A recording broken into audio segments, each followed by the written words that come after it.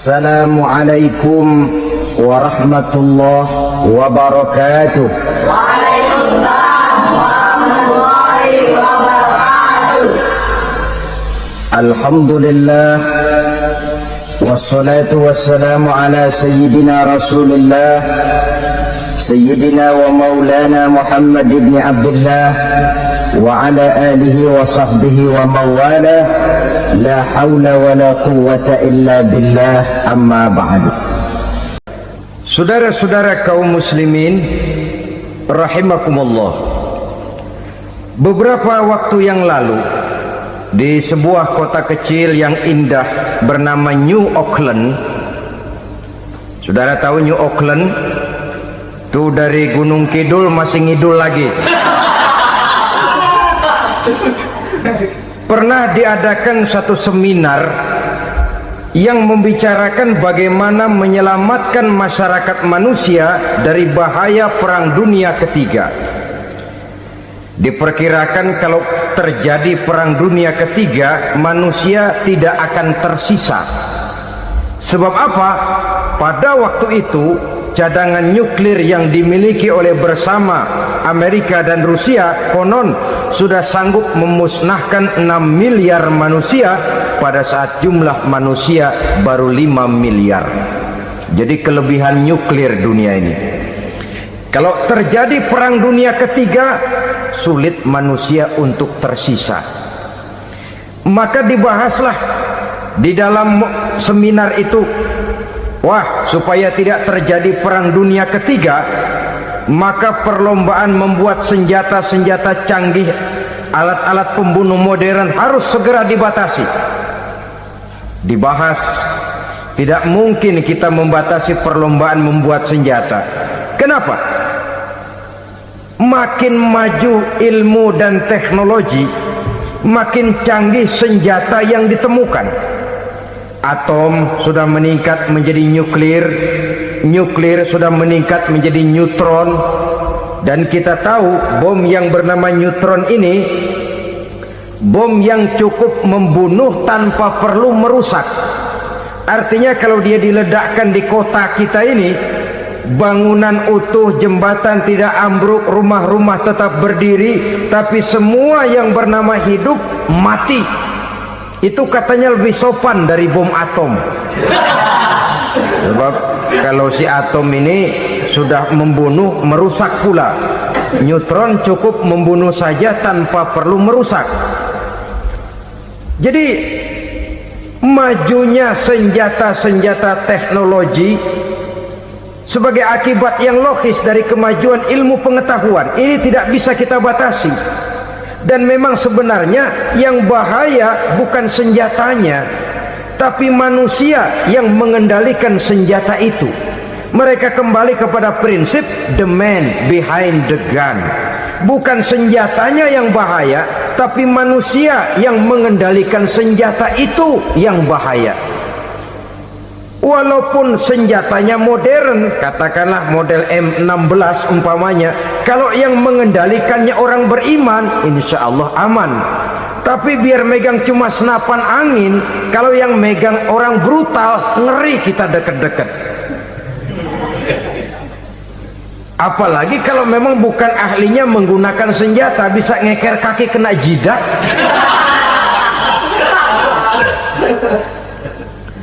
Mereka kembali kepada prinsip lama yang tetap baru. Bukan senjatanya yang harus dibatasi, manusia yang mengendalikan senjata itu yang perlu dibicarakan. Nah, kalau begitu, agar manusia tidak mempergunakan senjata sewenang-wenang, apa yang harus kita lakukan?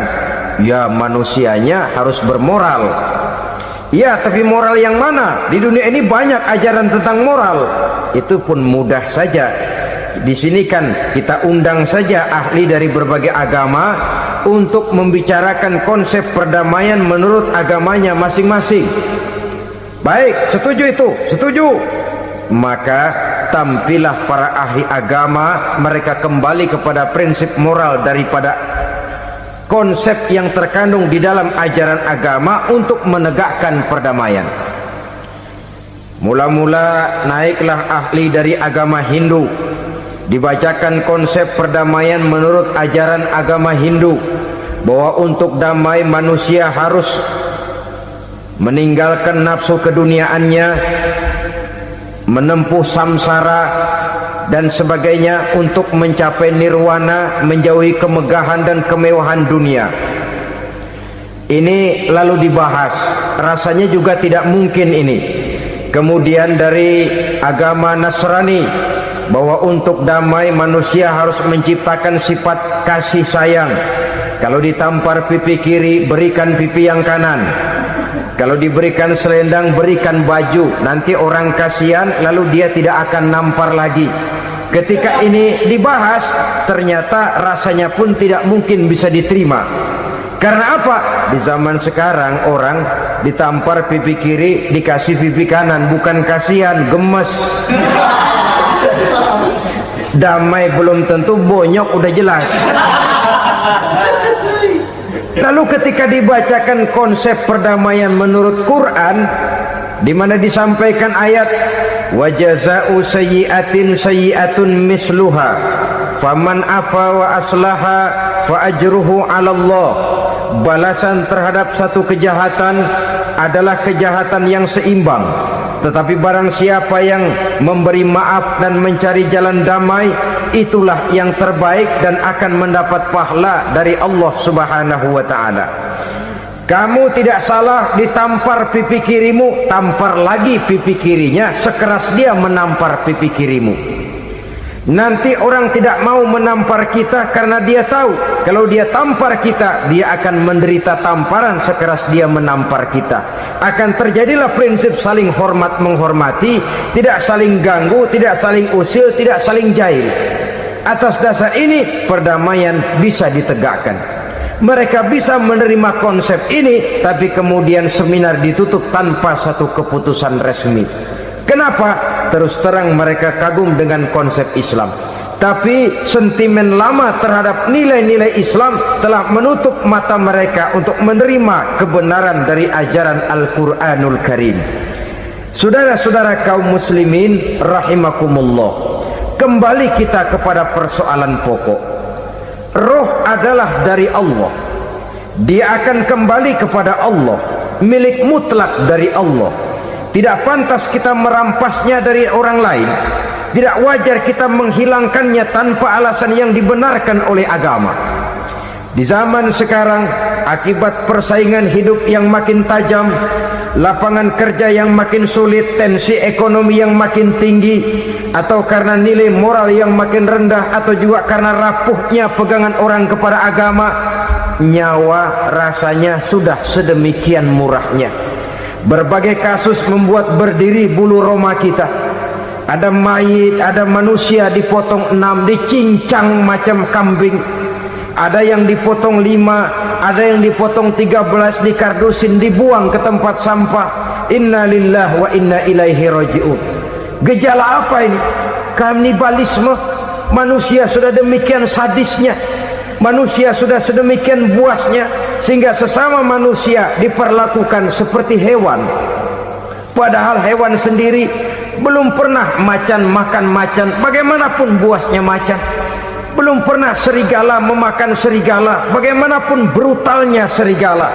Tetapi manusia makan manusia di zaman sekarang kadang jadi kenyataan dalam kehidupan kita. Kadang persoalannya remeh saja, soal uang 200 perak, pisau bicara, nyawa melayang. Soal rokok sebatang, celurit bicara, nyawa melayang. Soal-soal yang sama sekali tidak prinsip, begitu mudah kita menghilangkan nyawa orang lain. Padahal Nabi pernah memperingatkan, apabila dua orang muslim sudah berkelahi dan berbunuh-bunuhan, al-qatil wal maqtul finnar, yang membunuh dan yang terbunuh dua-duanya neraka. Sahabat heran, ya Rasul, kalau yang terbunuh, kalau yang membunuh masuk neraka itu sih wajar, tapi yang terbunuh kenapa neraka juga? Beliau menjawab, dua-duanya sudah punya niat untuk saling membunuh. Niatnya itu yang diponten. Yang terbunuh cuman lagi apos aja, keduluan dia.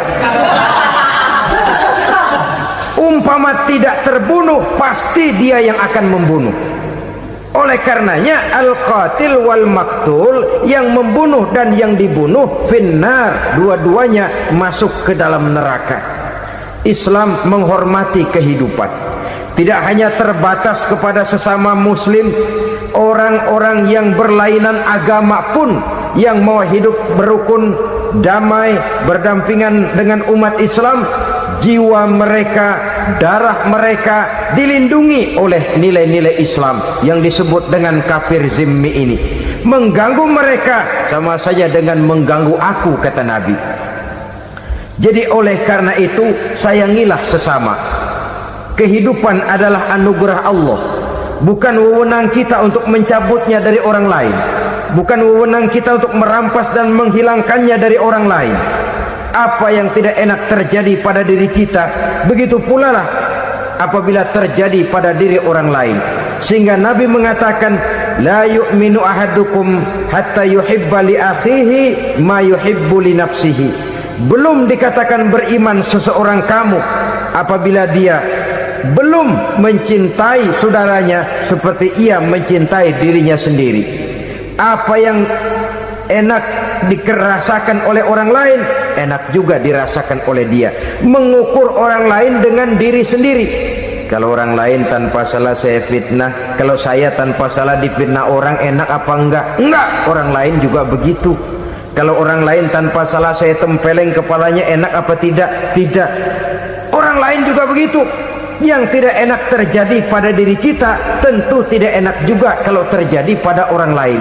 Mengukur orang lain dengan diri sendiri, sehingga tidak timbul sifat egois, tidak menari di atas bangkai orang lain, tidak mendirikan kebahagiaan di atas untayan air mata orang lain. Sehingga dengan demikian, saudara-saudara, dia bisa menghormati kehidupan, menghormati orang lain sebagaimana dia ingin dihormati.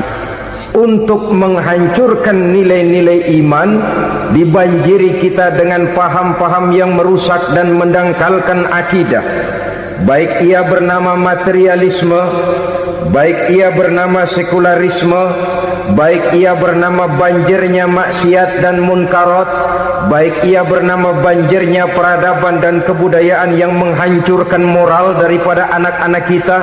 Sedikit demi sedikit melenturkan dan melunturkan nilai-nilai keimanan kita, untuk kemudian pada waktunya nilai iman itu akan bertukar dan berganti menjadi nilai syirik kepada Allah Subhanahu wa ta'ala.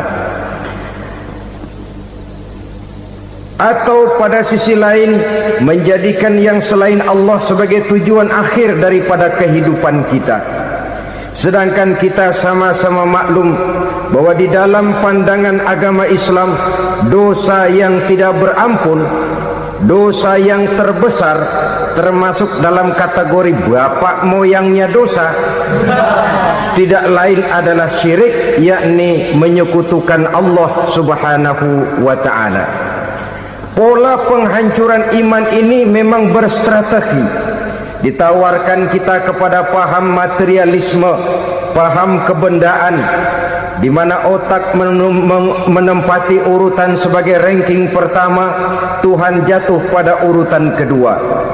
Lalu menyusul kepada paham sekularisme, Allah dipisahkan dari seluruh kegiatan hidup ini, untuk pada gilirannya menjadikan yang selain Allah sebagai tujuan akhir daripada seluruh kegiatan hidup kita.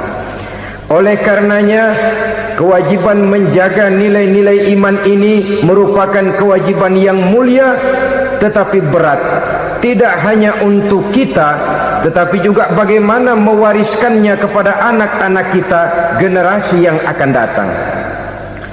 Orang-orang tua bijaksana yang diceritakan di dalam Al-Quran, kalau sudah berpikir tentang anak-anaknya, pertanyaan yang paling mereka risaukan ialah, ma ta'buduna min ba'di. Anakku, kalau pada satu saat aku, ayahmu sudah tidak ada lagi di dunia ini, meninggalkan kamu semua, ma ta'buduna min ba'di, apa yang akan kamu sembah nak? Jikalau sekarang ayahmu masih mau ke masjid, masih mau melakukan rukuk dan sujud, masih beribadah menyembah Allah Subhanahu wa taala, kalau orang tuamu sudah tidak ada, ma ta'buduna min ba'di, masihkah engkau mau datang ke masjid? Masihkah engkau mau rukuk dan sujud? Masihkah engkau mau menyembah Allah Subhanahu wa taala? Pertanyaan ini yang dipikirkan oleh Nabi Yakub kepada putra-putranya.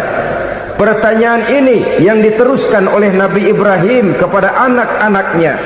Pertanyaan ini yang diwariskan oleh generasi ulama salafus saleh kepada para generasi berikutnya. Bagaimana kita generasi sekarang? Kita orang-orang tua sekarang bukan berfikir ma ta'buduna min ba'di, malah yang kita fikirkan ma ta'kuluna min ba'di. Kalau bapak tidak ada nanti kamu makan apa nak? Perkara kamu nyembah apa? Urusan nomor 18. Yang penting kamu nanti hidup bisa makan nak. Maka kita sibuk mewariskan harta kepada anak-anak kita. Kita sibuk mewariskan kebun dan tanah kepada anak-anak kita. Kita sibuk mewariskan pabrik kepada anak-anak kita, sementara kita lupa mewariskan intan yang paling mahal, mewariskan mutiara yang paling berharga, yaitu nilai iman kepada Allah Subhanahu wa taala. Alangkah baiknya apabila warisan harta, warisan tanah dan kebun, warisan rumah dan pabrik didasari lebih dahulu dengan mewariskan nilai iman kepada Allah Subhanahu wa taala. Sebagai orang-orang tua, kita boleh bersedih kalau anak kita tidak mengerti komputer.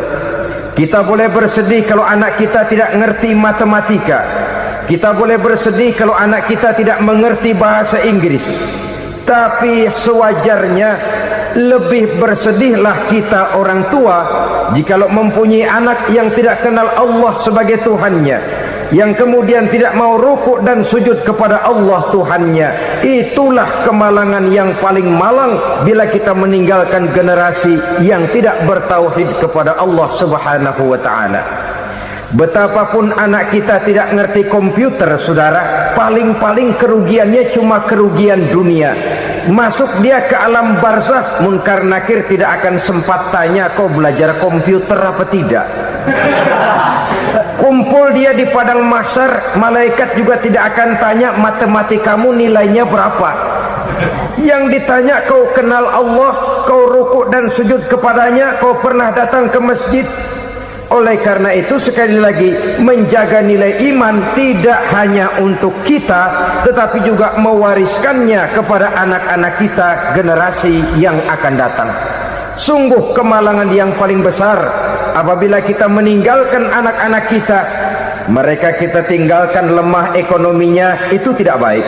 Mereka kita tinggalkan lemah otaknya, itu pun akan membuat mereka tertinggal oleh yang lain. Tapi yang paling celaka jikalau kita tinggalkan mereka dalam kondisi lemah imannya, rapuh akidahnya, tidak baik dan tidak betul keyakinan hidupnya. Oleh karena itu Nabi berpesan, jauhilah 7 perkara yang merusak. Yang pertama, syirik kepada Allah Subhanahu wa taala.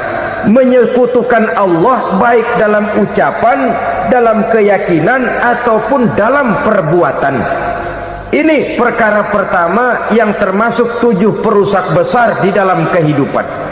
Kalau sudah jatuh kita ke lembah syirik, bagaimanapun banyak kebaikan yang kita kerjakan, berjiwa sosial, bertangan pemurah, gemar menolong orang lain, kalau memang dasarnya syirik, maka seluruh kebaikan kita akan hancur, tidak akan ada nilainya dalam pandangan Allah Subhanahu wa taala.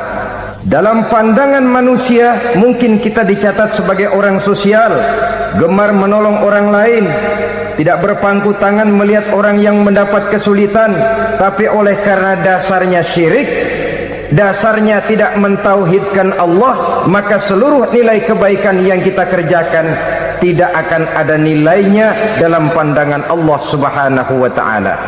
Maka jagalah iman kita jangan sampai dihinggapi penyakit syirik yang bagaimana kecilnya sekalipun.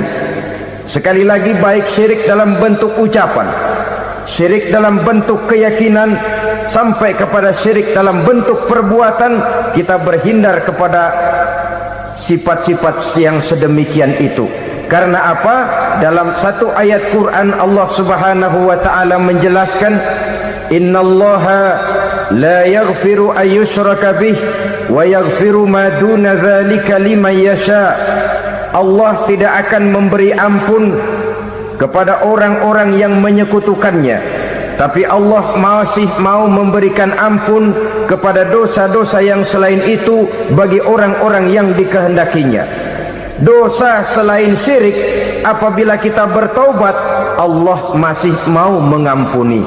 Tapi kalau sudah jatuh ke tempat syirik, itu sudah dosa yang tidak berampun. Taubatnya tidak lain melepas syirik, kembali kepada tauhid, berkeyakinan bahwa hanya ada Allah Subhanahu wa ta'ala, Tuhan satu-satunya yang lam yalid walam yulad walam yakul lahu kufuwan ahad.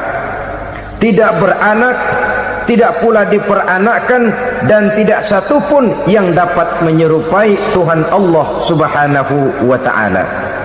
Saudara-saudara kaum muslimin rahimakumullah, bahwa kita di zaman sekarang memang tidak menyembah berhala, ya. Bahwa kita tidak berterang-terangan mengatakan Tuhan lebih dari satu, memang. Bahwa kita tidak berkeyakinan Tuhan itu punya anak atau diperanakkan, tentu. Tapi dalam perbuatan dan i'tiqad, kita kadang-kadang jatuh tanpa kita sadari ke tempat yang bernama syirik ini.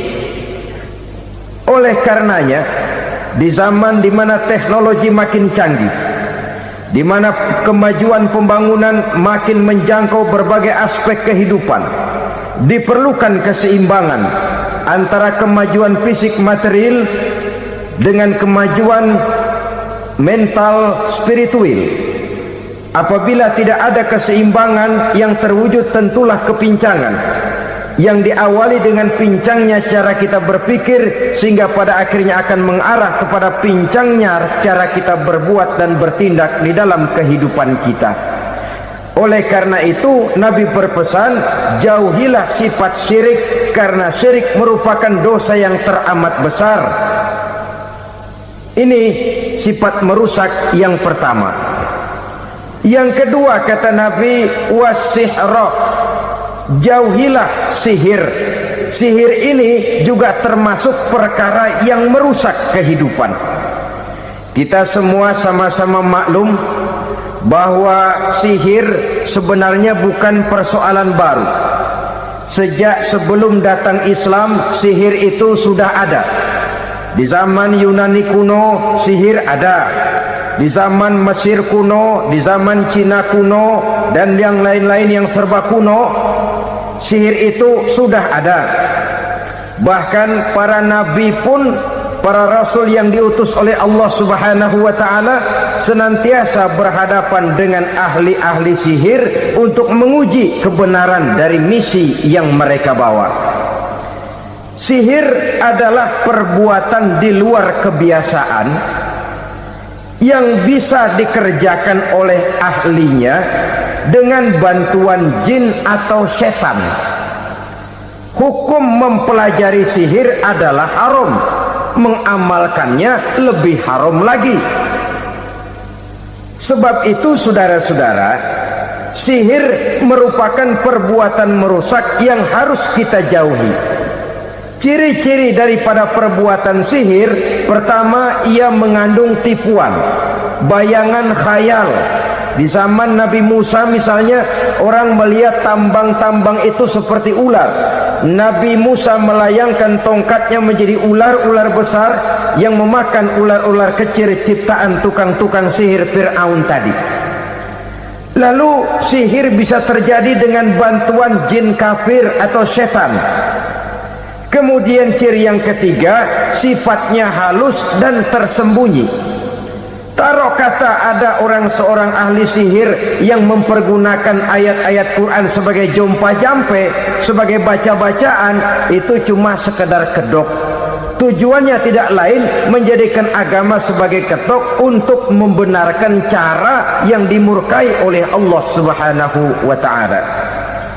Satu hadis yang diriwayatkan oleh Imam Bazar dan Tabrani, Nabi berpesan, "Laisa minna man tatayyara lahu au takahhana au tukuhina lahu au sahira lahu."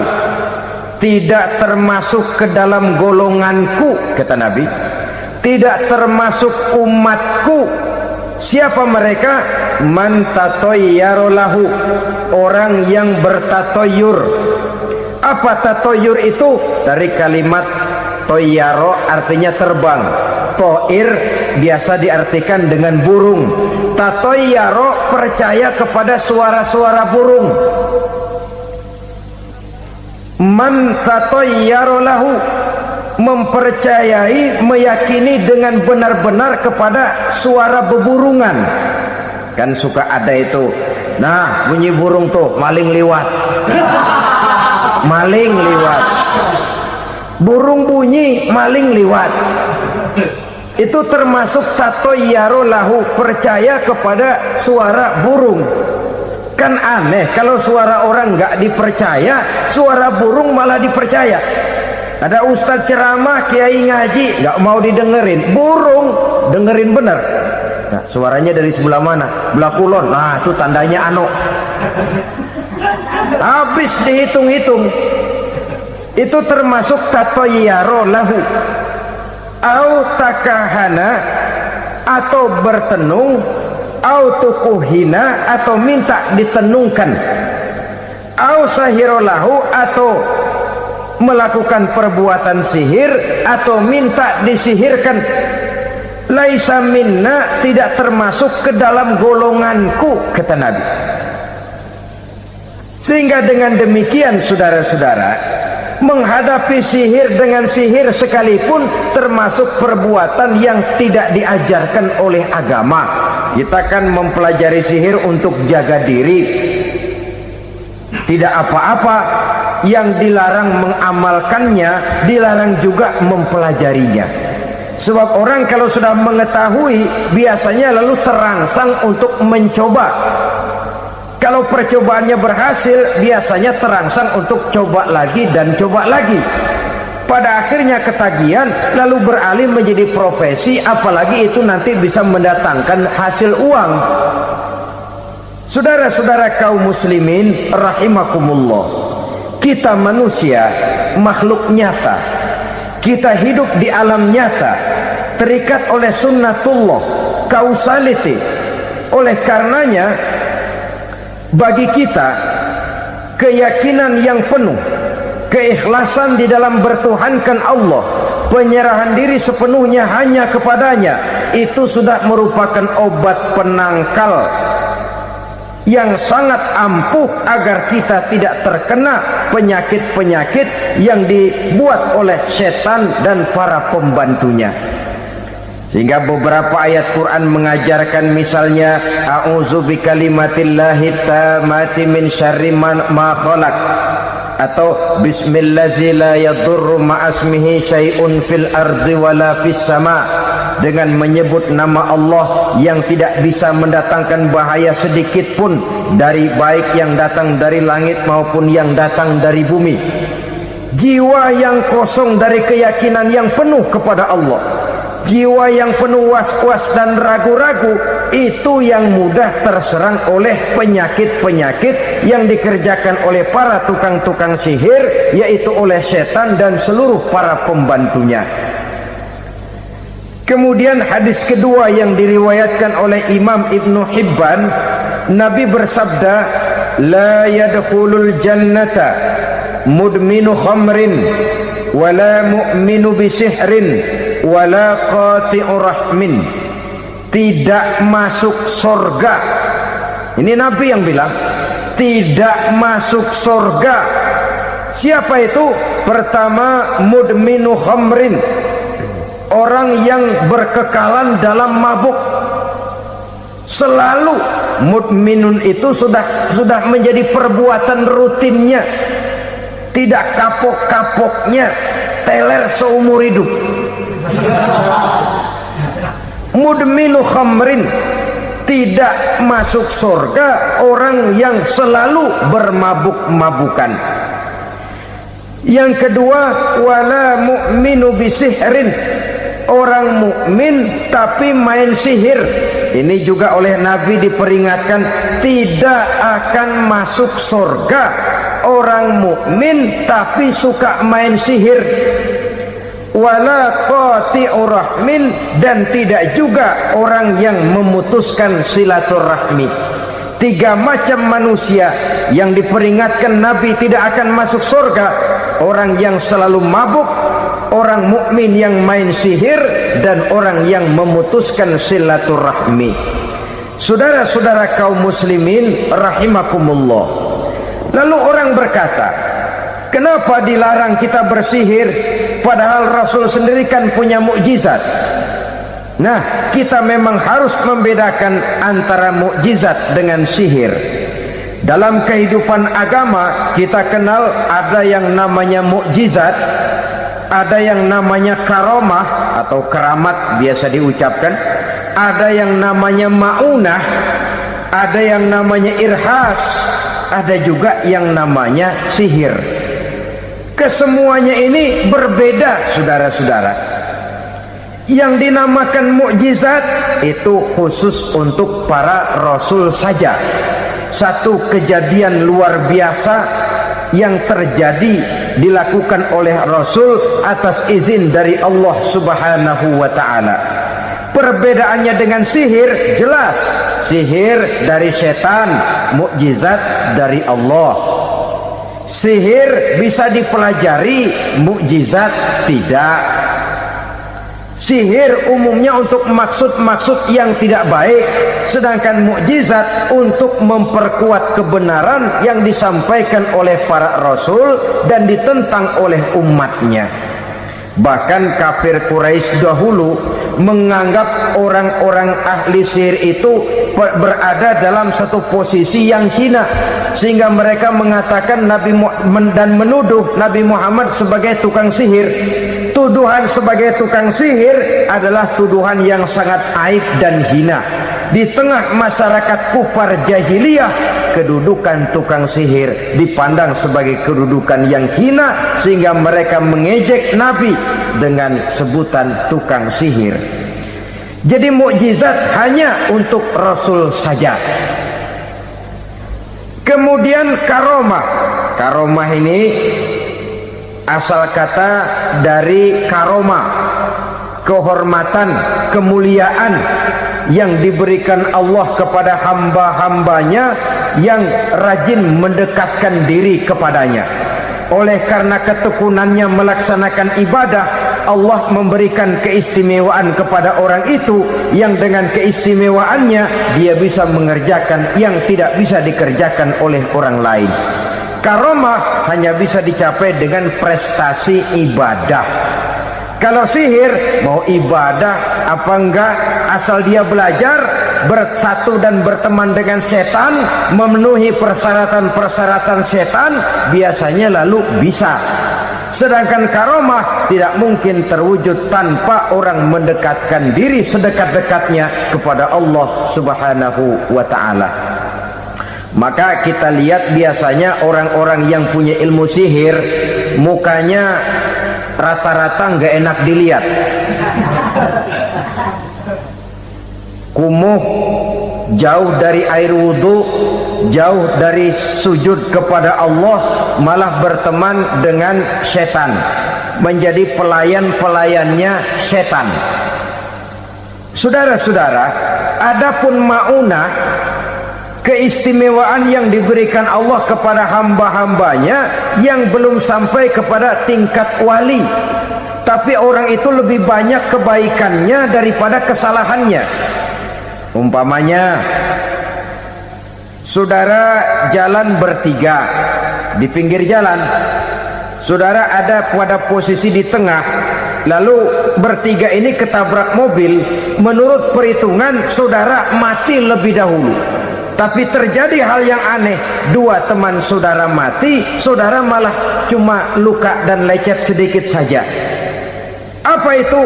kalau kita lebih banyak kebaikannya daripada kesalahannya, itu yang dinamakan ma'unah, pertolongan yang diberikan Allah kepada hamba-hambanya yang lebih banyak kebaikannya daripada kesalahannya.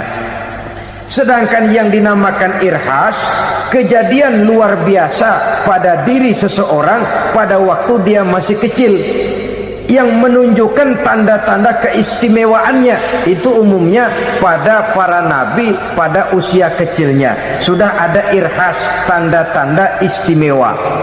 Jelas baik mukjizat, karomah, maunah maupun irhas berbeda dengan sihir. Sihir ini jelas saja merupakan bantuan dan persekutuan antara manusia dengan setan.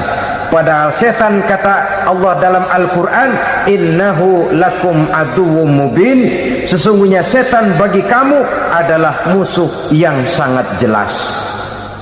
Saudara-saudara kaum muslimin rahimakumullah, di zaman sekarang dalam menghadapi beban kehidupan yang makin pelik, menghadapi stres yang tidak kunjung selesai, menghadapi persoalan-persoalan yang teramat berat, orang sering mencari jalan keluar kepada hal-hal yang menurut pendapatnya bisa meringankan beban moralnya itu.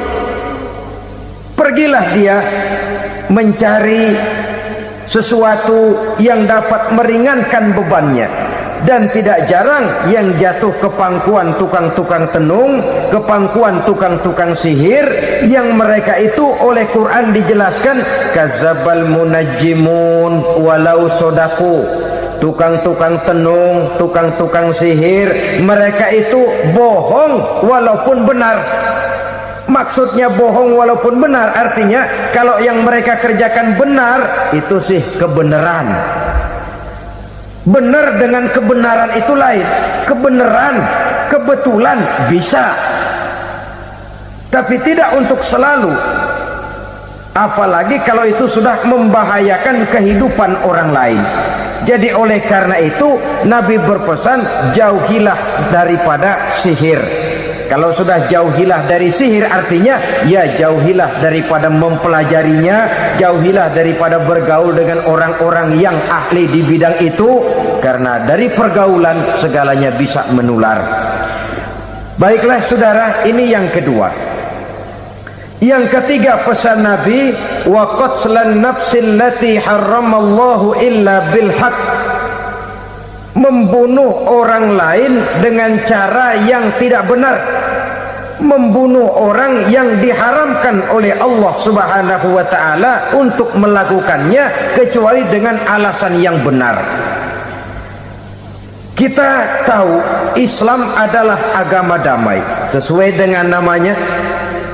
Ia tidak dikembangkan dengan pedang dan kekerasan. Ia dikembangkan dengan keteladanan dan tuntunan moral.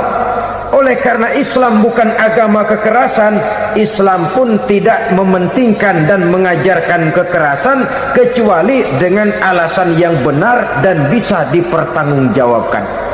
Membunuh dengan sengaja, menghilangkan nyawa orang lain tanpa alasan yang bisa dibenarkan adalah merupakan dosa besar dan satu di antara 7 perkara yang bisa mendatangkan kerusakan dalam kehidupan dan yang hendaknya harus kita jauhi.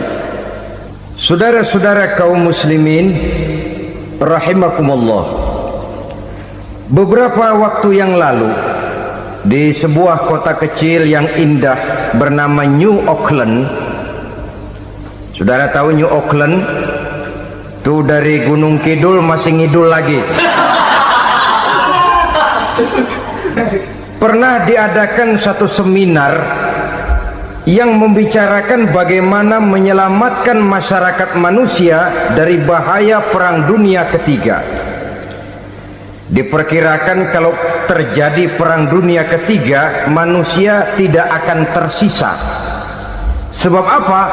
Pada waktu itu cadangan nuklir yang dimiliki oleh bersama Amerika dan Rusia konon sudah sanggup memusnahkan 6 miliar manusia pada saat jumlah manusia baru 5 miliar. Jadi kelebihan nuklir dunia ini. Kalau terjadi perang dunia ketiga, sulit manusia untuk tersisa.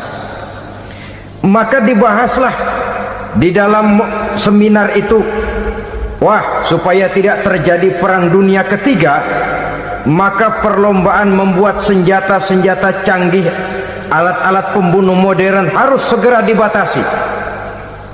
Dibahas, tidak mungkin kita membatasi perlombaan membuat senjata. Kenapa? Makin maju ilmu dan teknologi, makin canggih senjata yang ditemukan. Atom sudah meningkat menjadi nuklir, nuklir sudah meningkat menjadi neutron, dan kita tahu bom yang bernama neutron ini bom yang cukup membunuh tanpa perlu merusak. Artinya kalau dia diledakkan di kota kita ini, bangunan utuh, jembatan tidak ambruk, rumah-rumah tetap berdiri, tapi semua yang bernama hidup mati. Itu katanya lebih sopan dari bom atom. Sebab kalau si atom ini sudah membunuh, merusak pula. Neutron cukup membunuh saja tanpa perlu merusak. Jadi majunya senjata-senjata teknologi sebagai akibat yang logis dari kemajuan ilmu pengetahuan ini tidak bisa kita batasi. Dan memang sebenarnya yang bahaya bukan senjatanya, tapi manusia yang mengendalikan senjata itu. Mereka kembali kepada prinsip the man behind the gun. Bukan senjatanya yang bahaya, tapi manusia yang mengendalikan senjata itu yang bahaya. Walaupun senjatanya modern, katakanlah model M16 umpamanya, kalau yang mengendalikannya orang beriman, insya Allah aman. Tapi biar megang cuma senapan angin, kalau yang megang orang brutal, ngeri kita deket-deket. Apalagi kalau memang bukan ahlinya menggunakan senjata, bisa ngeker kaki kena jidat.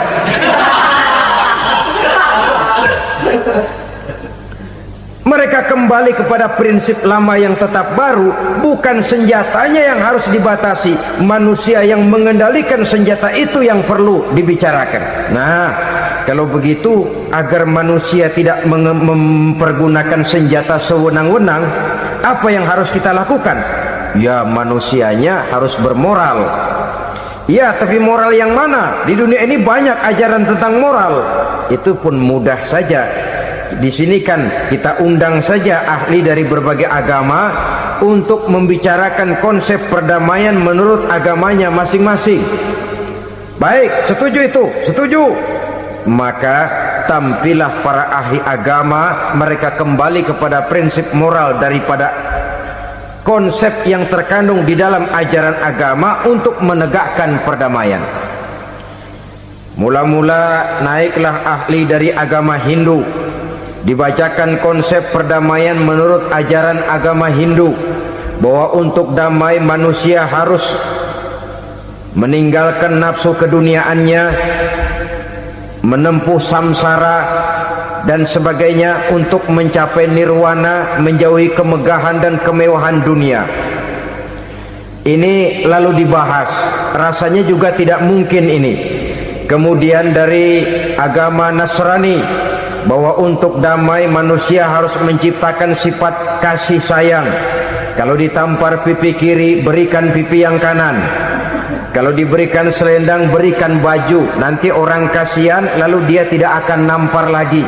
Ketika ini dibahas, ternyata rasanya pun tidak mungkin bisa diterima. Karena apa? Di zaman sekarang orang ditampar pipi kiri, dikasih pipi kanan. Bukan kasihan, gemes. Damai belum tentu, bonyok udah jelas. Lalu ketika dibacakan konsep perdamaian menurut Quran, di mana disampaikan ayat wa jazaa'u sayyi'atin sayyi'atun misluha faman afa wa aslaha fa ajruhu 'ala Allah. Balasan terhadap satu kejahatan adalah kejahatan yang seimbang. Tetapi barang siapa yang memberi maaf dan mencari jalan damai, itulah yang terbaik dan akan mendapat pahala dari Allah Subhanahu wa ta'ala. Kamu tidak salah ditampar pipi kirimu, tampar lagi pipi kirinya sekeras dia menampar pipi kirimu. Nanti orang tidak mau menampar kita karena dia tahu kalau dia tampar kita, dia akan menderita tamparan sekeras dia menampar kita. Akan terjadilah prinsip saling hormat menghormati, tidak saling ganggu, tidak saling usil, tidak saling jahil. Atas dasar ini perdamaian bisa ditegakkan. Mereka bisa menerima konsep ini, tapi kemudian seminar ditutup tanpa satu keputusan resmi. Kenapa? Terus terang mereka kagum dengan konsep Islam, tapi sentimen lama terhadap nilai-nilai Islam telah menutup mata mereka untuk menerima kebenaran dari ajaran Al-Quranul Karim. Saudara-saudara kaum muslimin rahimakumullah, kembali kita kepada persoalan pokok. Roh adalah dari Allah, dia akan kembali kepada Allah, milik mutlak dari Allah. Tidak pantas kita merampasnya dari orang lain. Tidak wajar kita menghilangkannya tanpa alasan yang dibenarkan oleh agama. Di zaman sekarang, akibat persaingan hidup yang makin tajam, lapangan kerja yang makin sulit, tensi ekonomi yang makin tinggi, atau karena nilai moral yang makin rendah, atau juga karena rapuhnya pegangan orang kepada agama, nyawa rasanya sudah sedemikian murahnya. Berbagai kasus membuat berdiri bulu roma kita. Ada mayit, ada manusia dipotong 6, dicincang macam kambing. Ada yang dipotong 5, ada yang dipotong 13, dikardusin, dibuang ke tempat sampah. Inna lillahi wa inna ilaihi raji'un. Gejala apa ini? Kanibalisme. Manusia sudah demikian sadisnya, manusia sudah sedemikian buasnya, sehingga sesama manusia diperlakukan seperti hewan. Padahal hewan sendiri belum pernah macan makan macan, bagaimanapun buasnya macan. Belum pernah serigala memakan serigala, bagaimanapun brutalnya serigala. Tetapi manusia makan manusia di zaman sekarang kadang jadi kenyataan dalam kehidupan kita. Kadang persoalannya remeh saja, soal uang 200 perak, pisau bicara, nyawa melayang. Soal rokok sebatang, celurit bicara, nyawa melayang. Soal-soal yang sama sekali tidak prinsip, begitu mudah kita menghilangkan nyawa orang lain. Padahal Nabi pernah memperingatkan, apabila dua orang muslim sudah berkelahi dan berbunuh-bunuhan, al-qatil wal maktul finnar, yang membunuh dan yang terbunuh dua-duanya neraka. Sahabat heran, ya Rasul, kalau yang terbunuh, kalau yang membunuh masuk neraka itu sih wajar, tapi yang terbunuh kenapa neraka juga? Beliau menjawab, dua-duanya sudah punya niat untuk saling membunuh. Niatnya itu yang diponten. Yang terbunuh cuman lagi apos aja, keduluan dia.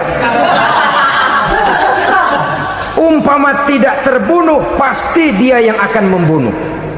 Oleh karenanya al-qatil wal maktul, yang membunuh dan yang dibunuh finnar, dua-duanya masuk ke dalam neraka.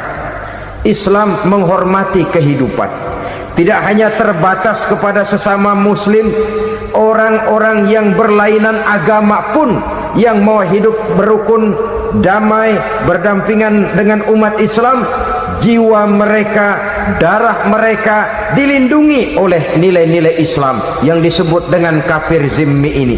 Mengganggu mereka sama saja dengan mengganggu aku, kata Nabi. Jadi oleh karena itu, sayangilah sesama. Kehidupan adalah anugerah Allah, bukan wewenang kita untuk mencabutnya dari orang lain, bukan wewenang kita untuk merampas dan menghilangkannya dari orang lain. Apa yang tidak enak terjadi pada diri kita, begitu pula lah apabila terjadi pada diri orang lain. Sehingga Nabi mengatakan, la yu'minu ahadukum hatta yuhibba li akhihi ma yuhibbu li nafsihi.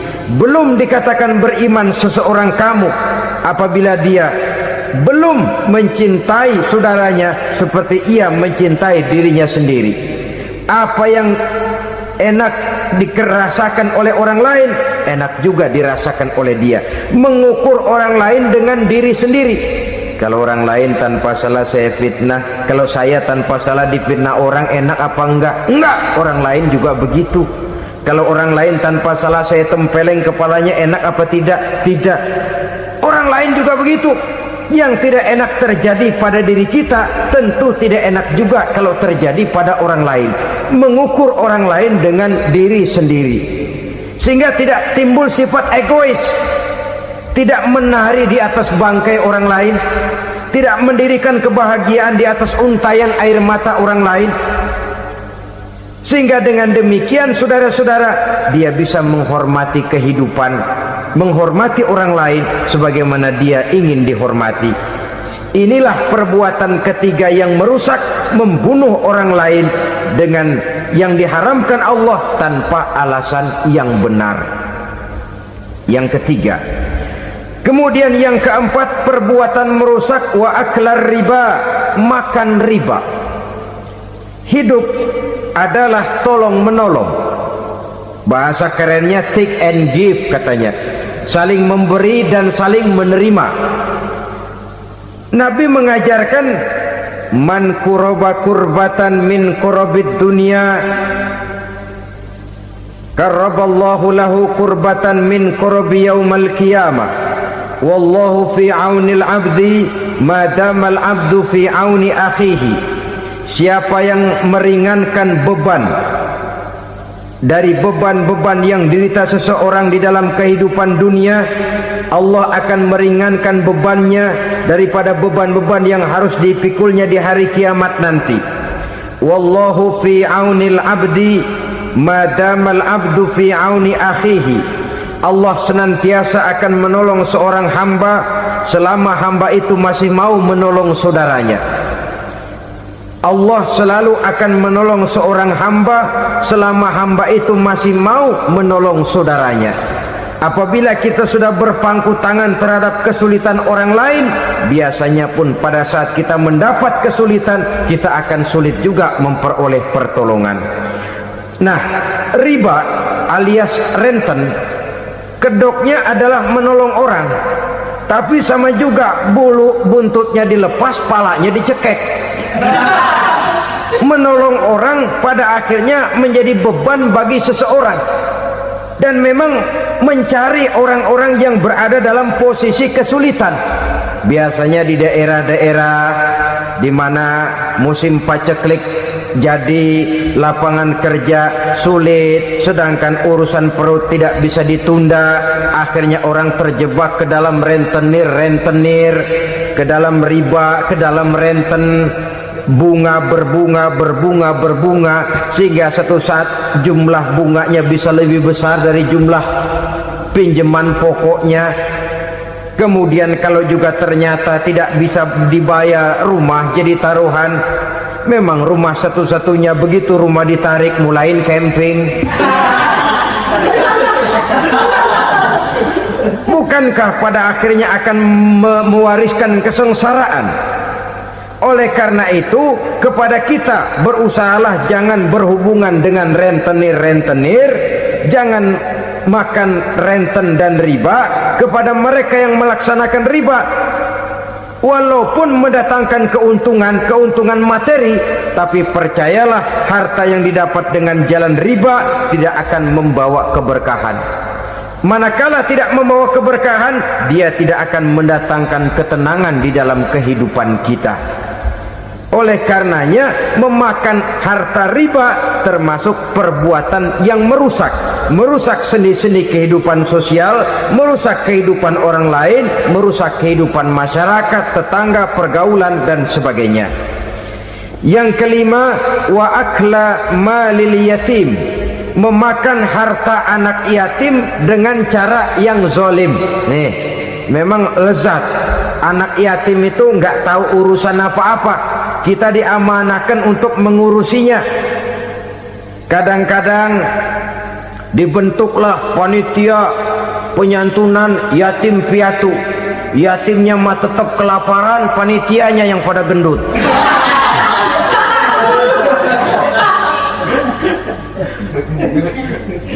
Padahal memakan harta anak yatim termasuk perbuatan dosa besar. dan menjantuni yatim merupakan perbuatan mulia. Nabi mengatakan, ana wa kafilul yatim kahataini yaumal qiyamah. Aku dan orang-orang yang menyantuni anak yatim seperti dua jari ini pada hari kiamat nanti. Dekat sekali. Jikalau ingin di hari akhir nanti dekat dengan Rasul, bersahabatlah dengan anak-anak yatim. Jadilah pengurus anak-anak yatim. Bangunlah panti-panti asuhan yatim. Pada saat bapak ibunya meninggal, kitalah yang menjadi orang tuanya. Bahkan sedemikian besar perhatian Islam terhadap anak-anak yatim ini, sehingga Quran memberikan peringatan, ara'aital ladzi yukadzibu bid-din fadzalikal ladzi yad'ul yatim wa la yahuddu ala ta'amil miskin. Tahukah kamu siapa orang yang mendustakan agama, beragama tapi dianggap dusta, solatnya dusta, puasanya dusta karena agamanya sudah berdusta. Siapa mereka? Fazalikal ladzi yad'ul yatim, orang yang menyia-nyiakan anak yatim, wala yahuddu ala ta'amil miskin, dan tidak pernah memberi makan kepada orang-orang yang menderita kemiskinan. Menyia-nyiakan, meninggalkan anak yatim termasuk perbuatan yang divonis kita sebagai orang yang mendustakan agama. Saudara-saudara kaum muslimin rahimakumullah, maka sangat dicela mengeksploitir anak-anak yatim, menjadikan mereka sebagai kedok untuk mencari kekayaan pribadi. Tetapi jikalau ikhlas, ganjarannya sangat besar, nilai pahalanya sangat besar. Menyantuni yatim tidak hanya setahun sekali. Kalau Muharram pakai istilah lebaran yatim, dibentuklah panitia, diberilah beras, uang 45.000 rupiah, alhamdulillah. Tapi jangan lupa, si yatim tidak hidup cuma satu hari. Dia tidak hidup cuma di bulan Muharram saja, dia hidup 12 bulan dalam setahun. Sebagaimana anak-anak yang lain, dia juga berhak punya masa depan. Dia juga berhak menikmati bangku sekolah. Dia berhak mengenyam arti dan makna pendidikan. Dia berhak membekali diri dengan ilmu dan pengetahuan seperti halnya anak-anak yang lain. Maka kita yang diberikan keluasan oleh Allah, ingatlah itu, bersahabatlah dengan anak-anak yatim, santuni mereka. Perkara setahun sekali di bulan Muharram, alhamdulillah, itu bagus, bin Thayyib alias baik. Tapi tentu dan tentu sekali lagi, si yatim tidak hanya hidup di bulan Muharram. Dia hidup 12 bulan dalam setahun, 24 jam di dalam sehari. Oleh karenanya, menyia-nyiakan mereka pada saat posisi kita memang mampu akan memojokkan kita dalam satu posisi di mana kita dianggap sebagai orang yang mendustakan agama, memakan harta anak yatim dengan cara yang zolim. Bapaknya udah meninggal, kebunnya lebar, anaknya dikelecehin. Nah, dah kamu nggak usah pusing, nanti saya yang ngurus. Akhirnya bukan ngurus, nguras. Si yatim mungkin tidak tahu bahwa dia disia-siakan, haknya diambil, miliknya dizolimi. Tapi Allah yang akan membalasnya dengan seadil-adilnya. Maka makan harta anak yatim biasanya balasannya tokcer bin paten. Nggak banyak selang tempo itu, nggak percaya cobain dah. Nyobain aja kan nggak bayar, umpama memakan harta anak yatim dengan cara yang zolim, ganjarannya biasanya kontan. Kenapa? Ratapan si miskin, untayan air matanya, jeritan kepedihan hatinya, membuka pintu langit, permohonannya diijabah, getaran hatinya didengarkan oleh Allah, maka balasannya biasanya kontan, spontan, tidak menunggu waktu terlalu lama. Itu di dunia, belum lagi di akhirat nanti. Bukankah dalam riwayat Mi'raj diceritakan Nabi melihat di neraka itu orang perutnya sebesar rumah? La haula wala quwata. Itu perut kayak rumah, bagaimana jalannya tuh orang? Dan memang gak jalan, diseret-seret oleh malaikat di neraka itu. Hancur perutnya, amburadul itu perut. Berantakan isinya, dibulatkan lagi, diseret lagi, hancur lagi, dibulatkan lagi. Sampai Nabi tanya, orang itu begitu berat siksanya kenapa ya Jibril?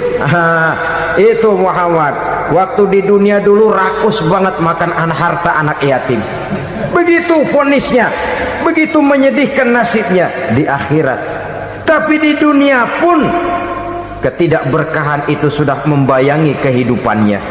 Oleh karena itu, kepada saudara-saudara yang mendapat titipan anak yatim, berbahagialah, karena semulia-mulia rumah adalah rumah yang di dalamnya ada anak yatim yang disantuni. Sehina-hina rumah adalah rumah di mana di dalamnya ada anak yatim yang disia-siakan. Begitu kata Nabi kita. Rumah yang paling mulia dalam pandangan Allah, rumah yang di dalamnya ada anak yatim yang disantuni. Rumah yang paling hina dalam pandangan Allah, rumah yang di dalamnya ada anak yatim yang nasibnya disia-siakan. Berbahagialah saudara apabila menjadi penyantun anak-anak yatim, pelindung mereka, sehingga mereka mempunyai masa depan sebagaimana anak-anak lainnya. Rasulullah sendiri sedemikian peka terhadap keadaan anak-anak yatim karena beliau sendiri memang mengalami.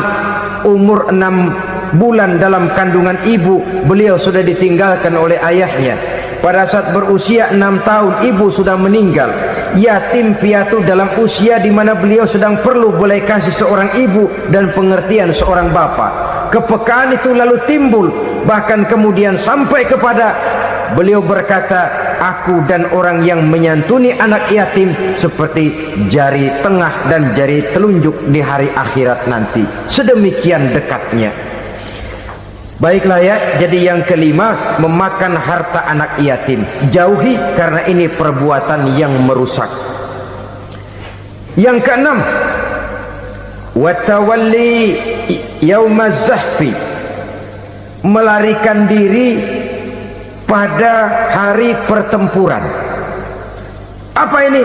Khianat, tidak konsekuen dengan konsep perjuangan. Pada mulanya keras benar teriak berantas korupsi, ganyang korupsi, cuma karena belum dapat giliran. Begitu dia naik dapat kesempatan, korupsinya lebih edan dari yang diteriakinya. Ini termasuk tawalli yaumaz zahfi, berpaling pada hari peperangan. Di saat menghadapi musuh, kalau belum kelihatan musuh, teriaknya nyaring bener, jangan takut demi kebenaran sampai titik darah yang paling penghabisan. Musuh belum kelihatan. Begitu musuh sudah kelihatan, paling dulu lari ke belakang. Kalau diajak berjuang ada saja alasannya. Sehingga Quran memberikan peringatan kepada kita semua. Mengapa kamu ini berat? Kalau sudah diajak berjuang di jalan Allah, kakimu seperti terhunjam berakar di perut bumi. Berat untuk melangkah berjuang. Lari dari pertempuran tidak konsekuen dengan konsepsi perjuangan. Mau enaknya saja dalam kondisi yang sulit lalu berpangku tangan. Ini termasuk ciri munafik yang di dalam Al-Quran disindir dengan bahasa kullama adha'a lahum masyaufi wa iza azlama alaihim qamu. Waktu terang mereka jalan, giliran gelap mereka mandek. Artinya, maksudnya kalau giliran ada untungnya aja rame-rame teriak Islam. Tapi begitu diminta berjuang, dituntut berkorban, rame-rame mundur. Waktu dilihat di Islam ada untungnya, rame-rame teriak Islam. Pak, saya Islam banget, Pak. KTP saya Islam, Pak. Pokoknya Islam banget dah. Tapi ketika diminta berjuang, dituntut sedikit berkorban, rame-rame mengundurkan diri.